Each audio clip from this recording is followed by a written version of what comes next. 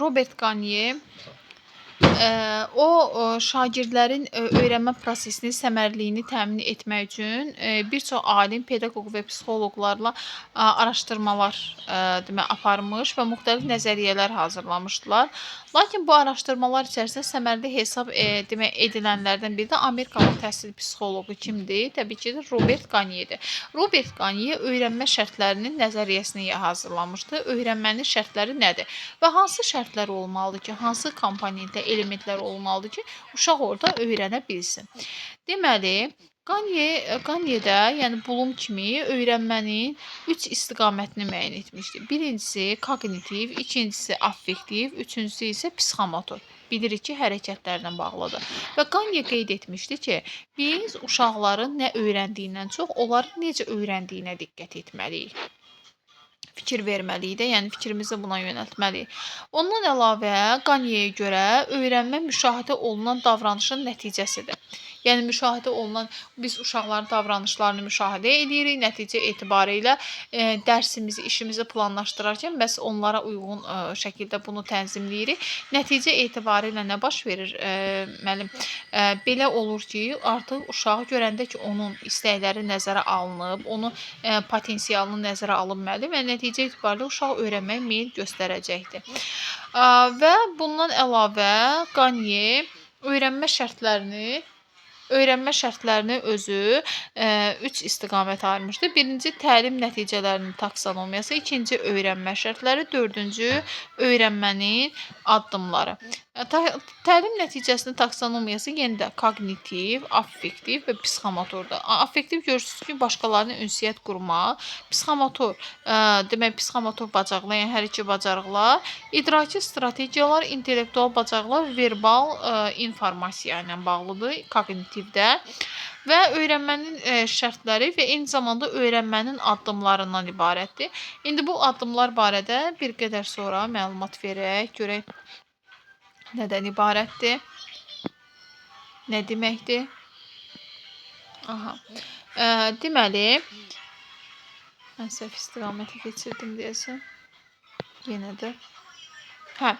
Deməli, o qeyd edirdi ki, öyrənmə prosesi səmərəli olmasından ötəri, yəni bunun üçün savadlı müəllim olmağa ehtiyac yoxdur. Yəni bunun üçün müəllim nə etməlidir?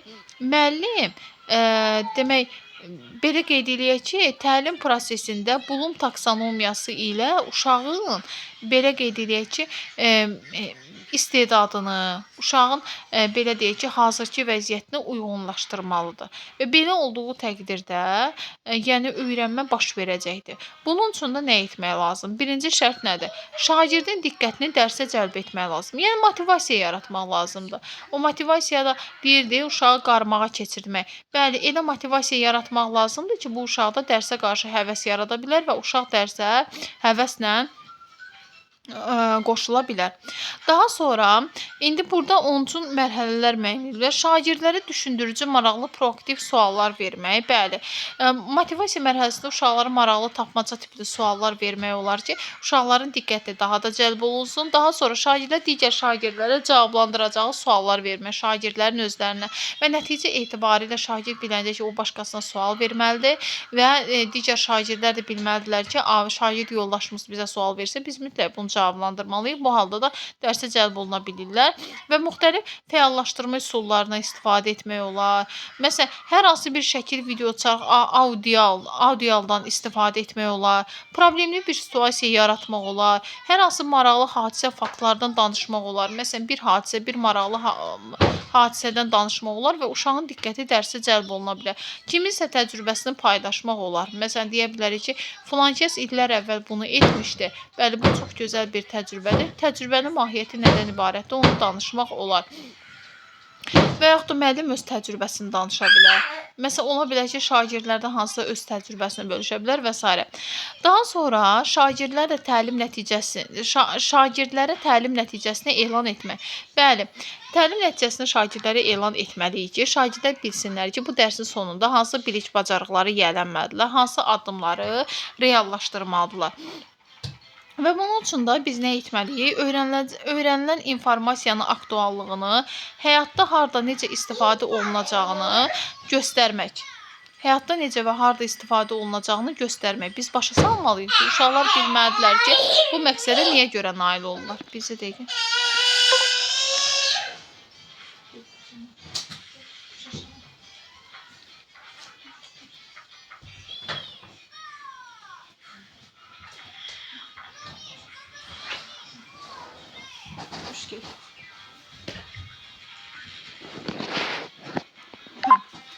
Deməli, qeyd etdim ki, yəni artıq təlim nəticəsini biz uşaqlara elan etməliyik. Uşaqlar bilməlidirlər ki, onlar hansı bilik bacarıqlara sahib olacaqlar və bu da onların motivasiyasını təmin edir. Məsələn, öyrəniləcək informasiya, bax məsələn deyək ki, dialoji mətndə mətndəki dialoji mətnini oxuyur və obrazların nitqini onların xarakterinə uyğun səsləndirir. Bu nə oldu? Bu bizim təlim nəticəmiz oldu. Və bu təlim nəticəsini biz mütləq yəni uşaqlara izah etməliyik. Bundan əlavə, bunu harda və necə tətbiq edə biləcəklərini uşaqlara izah etdikdə uşaqlar dərsə maraqla qulaq asa bilirlər. Və şagirdlərin nə əldə etmək istədiklərini özlərindən maraqlanmaq lazımdır. Və eyni zamanda şagirdlərin bu təlim nəticəsini başa düşüb düşməməklərinə bağlı biz onlardan soruşmalıyıq ki, başa düşdün, bu nə deməkdir? Ola bilər ki, elə uşaq var ki, başa düşməyibdir. Təbii ki, biz onun üçün ona izahat verməliyik. Bundan əlavə, müəllimə, öyrənmənin digər şərti əvvəlki təlimdə qazanılmış biliklərini əlaqələndirmək. Yəni, öyrənmə özü boşluqda baş verə bilən bir proses deyildi. Mütləq şəkildə, yəni uşaq biləndə ki, bu 6-cı sinifdə keçdiyi isim mövzusu, əslində onun 5-ci sinifdə keçdiyi isim mövzusu və yaxud da ibtidaidə keçdiyi isim mövzusuna əlaqəlidir. Və bu zaman uşaqda sanki bir motivasiya yaranacaq ki, mən artıq isim barədə bir şey bilirəm də, yəni mənim üçün öyrənmək asan da olacaq. Yəni, bu da uşağın motivasiyasını yüksək saxlamaqda, belə deyək də, yardımcı olur. Əsas hərəkət verici, istiqamət verici qüvvələrdən biridir. Yəni, öyrənmənin digər 3-cü şərti ondan ibarətdir ki, biz uşaqların öyrəndiyi biliklərin daha əvvəl öyrəndiyi biliklərlə istinad etdiyini demək ifadə etmiş oluruq və məsələn isim mövzusunu məsələn deyək ki, 5-ci sinifdə müəyyən və qeyri-müəyyən yəlik halı və yaxud da təhsillik halı keçmirlər uşaqlar. Amma növbəti sinifdə isim mövzusunu keçəndə uşaq başlayır ki, aha, isim mövzusunu keçmişdim. Hətta mən hallarını da bilirəm, onların suallarını da bilirəm və s. Hətta onun bəzi ismin kateqoriyaları var, onlar haqqında da məlumatım var. Amma müəyyən və qeyri-müəyyən bilmirdim. Sən demə, müəyyən və qeyri-müəyyən yəlik və təhsillik hala aid imiş. Deməli, uşağın təhsillik və yəlik hal haqqında məlumatı var. Amma növbəti sinifdə biz ona həmin hallarla bağlı əlavə bir məlumat vermiş oluruq. Nəticə etibarilə belə qeyd eləyək ki, deməli, əvvəlki mövzuya istinad etmək və bugünkü mövzu ilə əlaqə yaratmaq. Bundan əlavə də ki, əvvəlki biliklərlə bağlı uşağa sual vermək olar. Məsələn, girişdə deyə bilərik ki, ay uşaqlar, məsələn, bizim o hansı nitq hissəsidir ki, o məsələn deyək ki, əşyaları adlandırır. O hansı nitq hissəsidir ki, onun 6 halı var. Bax, belə bir şey deyək də, biz anlayışların çıxarılması üsulundan da istifadə edə bilərik. Bundan başqa isimlə bağlı şaxələndirmə də edə bilərik və s. Uşaqların diqqətini dərsə cəlb etmiş olaraq. Dərsin mövzusunu təqdim etmək, bu nə deməkdir? Burada uşaqların artıq intellektini, onların baxışlarını, onların motivasiyasını nəzərə alaraqdan nə etməliyik?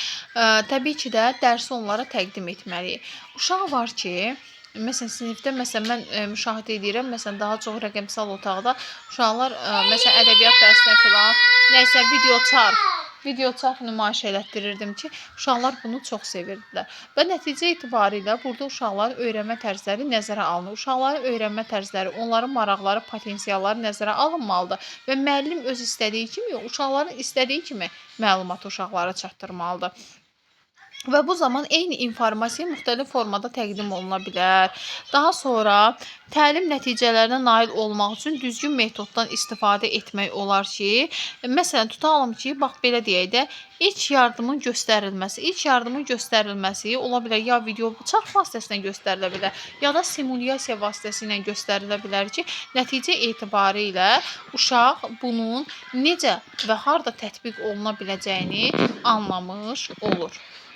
Demək, öyrənməni təmin etmək dedikdə artıq müəllim mövzunu uşaqlara təqdim edəndən sonra onların mövzunu öyrənməsini təmin etməyə şərait yaratmalıdır. Lüğətdən istifadə etmələrini istiqamətləndirməlidir. Dərslikdəki məlumatların diqqətlə nəzərdən keçirilməsini təmin etməlidir. Əlavə resurslar verə bilər. Tapşırığı yerinə yetirə bilməsi üçün onlara istiqamət verə bilər və yaxud da istiqamətləndirici suallar verə bilər. Qiymətləndirmə rubrikləri ilə təmin edə bilər uşaqları. Mövzu ilə bağlı araşdırma yönəltmək ola bilər, həyati situasiyalar təqdim etmək ola bilər, yeni mövzunun tədris zamanı əvvəlki dərsə inteqrasiya etmək ola bilər. Daha sonra hər hansı bir demək hadisə danışmaq. Demək, hər hansı bir hadisə danışa bilərik uşaqlara ki, uşaqlar bundan da öyrənə bilərlər. Abstrakt informasiyanı maksimal dərəcədə vizuallaşdırmağa çalışmaq. Məsələn, hansı ki, o mücərrəd anlayışdır və müəllim onu danışaraq, məsələn, çalışıb onu vizuallaşdıra bilər. Elə danışar ki, uşaqlar onu göz önünə gətirə bilər də, məlumatı olmadığı bir informasiya. İnformasiyanı yadda saxlaması üçün olduqca deyir ki, çoxlu abreviaturlardan, qeydlərdən istifadə etmək. Uşaq ola bilər ki, hər hansı bir informasiyanı yadda saxlamaq üçün hərəsi üçün bir məsələn simvoldan istifadə edə bilər və müəllim də bunu müəyyən etmiş olar. Yəni müəyyən edə bilər uşaqlara ilkin olaraq. Biliklərin harda istifadə olunub olunmaması ilə bağlı nümunələr göstərə bilər uşaqlara. Qrafik orqanayzerlərdə istifadə etmək və s. müəllim əlindən gələni edir ki, uşaqlar artıq tam şəkildə öyrənə bilsinlər. Aha. Sonra gəlir müəllimə. Deməli 5-ci dedik ki, öyrənməklə təmin etməkdir. Yəni belə deyək də, uşaqların öyrənməsinə şərait yaratmaq. 6-cı isə uşaqlar bilik və bacarıqların tətbiqidir. Uşaqlar artıq öyrəndiklərini tətbiq edə bilirlər. Bu tətbiqi necə həyata keçirə bilərlər uşaqlar? Uşaqlar anladıqlarını nə vaxt dərk edə bilərlər və biz onların dərsi anladığını nə zaman öyrənmiş ola bilərik? O zaman ki, deməli uşaqlarda artıq uşaqlarda belə qeyd edək ki, uşaqlar tətbiq edirlər bir biliyi. Tətbiq edəndən sonra biz başa düşürük ki, bu uşaq tam şəkildə qavrayıb dərsi, orta səviyyədə qavrayıb, yoxsa heç qavramayıb. Yəni buna əsasən. Deməli, müəllim öyrənməni təmin etdikdən sonra 6-cı addım olaraq uşaqlara öz biliklərini həyata keçirməsinə şərait yaratmalıdır.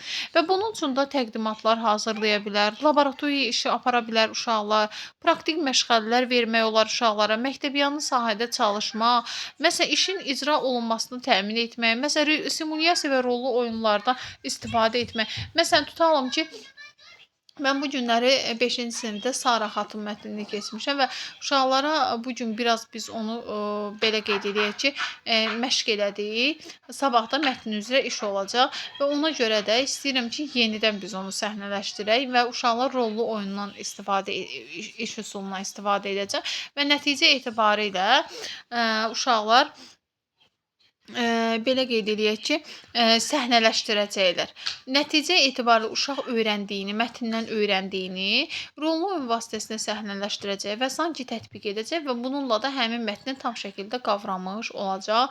Həmin mətnin ideyasını, əsas təlqin olunan fikri şagird başa düşmüş olacaq. Sonra əks əlaqə qurmaq. Biz bunu formativ qiymətləndirmənin özündə tanışıq. Formativ qiymətləndirmə nə deyilmişdi? Bizim ona eyni zamanda pedaqoji prosesin tələbləri də biraz bizə yaxındır. Demək, pedaqoji prosesin tələblərində fəaliyyətin stimullaşdırılması var idi. Stimullaşdırmada belə idi ki, uşağa dərs bitməmiş, anında yaxınlaşırsan, istiqamət verirsən və bu uşaq artıq həvəslənir. Nəticə etibarı ilə öz səhvini görüb, səhvini düzəltməyə çalışır və dərsin sonuna qədər şagird səhvini düzəldir və qiymətini müsbət istiqamətdə dəyişə bilir. Alınan rəy müsbət istiqamətdə dəyişə bilər. Əks əlaqə, burada da qeyd olunduğu kimi qiymətləndirmə meyarlarını əvvəlcədən elan etmək lazımdır. Əks əlaqə nədir? Uşağa yaxınlaşmaq və ona düzgün istiqamət verməkdir. Uşağa verilən rəydir əks əlaqə. Və qiymətləndirmə meyarı əvvəlcədən elan etmək lazımdır bunun üçün. Bax bu. Daha sonra şagirdlərdə spesifik kommunikativ vaxtında rəy vermək lazımdır və eyni zamanda verilən rəylər də konstruktiv olmalıdır, gələcəyə yönəlik olmalıdır, uşağın inkişafını dəstəkləməlidir. Daha sonra şagirdlərin fəaliyyətini dəstəkləmək, onların uğurlarını vurğulamaq lazımdır. Məsələn, yaxınlaşdıq uşağa, afərin, sən demək tapşırıqları düzgün yazırsan, hətta qrammatik qaydalara düzgün əməl edirsən, bu çox yaxşıdır. Lakin lüğətdən istifadə, sözlərin mənasını daha da yaxşı aydınlaşdırmaqda ötəri lüğətdən istifadə edə bilərsən. Müəllim artıq uşağa burada istiqamət vermiş oldu. Yerinə yetirilmiş hər tapşırıqdan sonra məqsədə nə qədər yaxınlaşdığı ilə bağlı uşağa maraqlanmaq. Məsələn, tutalım ki, qrup işi verib 15 dəqiqə, belə deyək ki, 20 dəqiqə uşaqlara vaxt verib və hər dəfə müəllim tez-tez yaxınlaşır uşaqlara, maraqlanır ki, görsün uşaqlar necə, kənardan baxır, maraqlanır ki, görsün uşaqlar təlim nəticəsinə nə qədər yaxınlaşırlar. Sonra gözlənilən təlim nəticələrinə çatıb-çatmadığını 8-ci addım. Təlim nəticələrinin reallaşması səviyyəsini müəyyənləşdirmək. Yəni, göstərilən təlim nəticələrinə nə dərəcədə çatıb-çatmadığını müəyyənləşdirmək. Bu nə deməkdir müəllimə? Təlimin sonunda uşaqlar refleksiya etmək, məsələn, anlayışların çıxarılması, 3-2-1, çıxış biletləri və s. kimi, şəxsi jurnallar və s. kimi refleksiya üsullarından istifadə olunur. Yəni, təlimin sonunda refleksiya etmək, uşaq refleksiya edir. Sonra təlim məqsədləri ilə müqayisə aparmaq. Təlim məqsədləri ilə müqayisə aparmaq. Məsələn, uşağın hal-hazırki, belə qeyd eləyək ki, vəziyyətinin, demək, hansı ki, əvvəldə qoyulan təlim məqsədlə müqayisə aparmaq lazımdır ki, görək uşaq nə dərəcədə çatıb ona. Müxtəlif qiymətləndirmə vasitə və üsullarından istifadə etməklə də biz bunu müəyyən etmiş olurlar. Özünün qiymətləndirməni təmin etmək, qarşılıqlı qiymətləndirməni təmin etmək, müəllim qiymətləndirməsini təmin etmək. Demək olar ki, qiymətləndirmənin bütün növlərindən istifadə etmiş olur ki, uşaqlar hazırki vəziyyətdə, uşaq özü məsələn özünü qiymətləndirirsə, mən müəllimin qoyduğu o təlim məqsədinə nə qədər çatmış oldum və yaxud da ki, yoldaşına məsələn rəy verə bilər ki, sən müəllimin qoyduğu o təlim məqsədinə, müəllimin müəyyən etdiyi təlim məqsədinə bu qədər çatmısan və yaxud da tam şəkildə çatmısan. İnformasiyanı möhkəmləndirmək və bacarığa çevirmək. Bu nədir? Bu addımı adlayan şagirdləri yönəltmək lazımdır ki, bilik və bacarıqları həyatda şəxsi yanaşma ilə müxtəlif şəraitlərdə tətbiq etsinlər. Yəni, müxtəlif anlayışlar arasında konseptual əlaqə tapsın. Konseptual əlaqə nə deməkdir? Yəni, müxtəlif anlayışlar nədir? Müxtəlif faktoloji öyrəndikləri biliklər arasında əlaqəni qursun. Müxtəlif öyrəndikləri biliklər arasında əlaqəni qurmaq. Və bu da uşağın biliyinin möhkəmləndirilməsinə və eyni zamanda onda vərdişə çevrilməsinə şərait yaradacaqdır. Və bu zaman qeyd edək ki, adətən yəni belə bu fəaliyyət biraz uzun zaman aldığına görə, vaxt baxımından müəllimə maneçilik yaratdığına görə adətən bunlar ev tapşırığı kimi də verilə bilər uşağa. Biz ev tapşırığı olaraq uşaqlara verməklə biz informasiyanı möhkəmləndirmək və eyni zamanda demək möhkəmləndirmək və bacarığa çevirmək kimi bir şansımız olur. Məsələn, qazanılmış bilik və bacarıqların tətbiqini deyir tapşırmaq. Məsələn, qazanılmış bilik və bacarıqların tətbiqini tapşırmaq. Məsələn, uşaqlar hər hansı bir tutalım ki, belə qeyd edək də, sinifdə məsələn dərsliklə işlədiniz. Dərsliklə işləyəndən sonra iş dəftərindən bir dənə tapşırıq verə bilərsiniz. İş dəftərini çatdıra bilməmisinizsə, iş dəftərindən də əlavə qayda tapşırıqlarını verirsiniz və uşaqlar gedib bunu evdə icra edirlər. Sonra layihə hazırlamaq olar, esse yazmaq olar, ümumiləşdirmə aparmaq olar ki, və s. Bunlar da nədir? Təbii ki də uşaqların öz biliklərini bacarığa çevrilməsinə şərait yaradır. Demək,